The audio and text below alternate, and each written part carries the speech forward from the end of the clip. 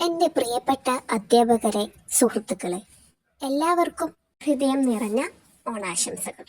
ഓണം കേരളത്തിൻ്റെ വലിയ ഉത്സവമാണ്.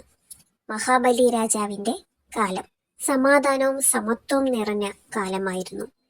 എല്ലാവരും സന്തോഷത്തോടെ ജീവിച്ചു.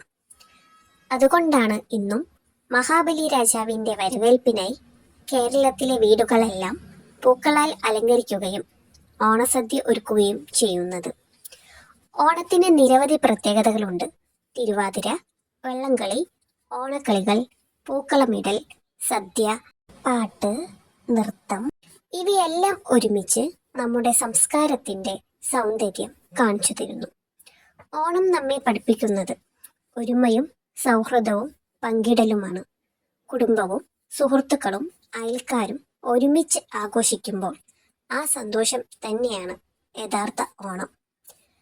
അതുകൊണ്ട് നമുക്ക് ഈ ഓണം സന്തോഷത്തോടെയും സൗഹൃദത്തോടെയും ആഘോഷിക്കാം. എല്ലാവർക്കും ഒരിക്കൽ കൂടി ഹൃദയം നിറഞ്ഞ ഓണാശംസകൾ.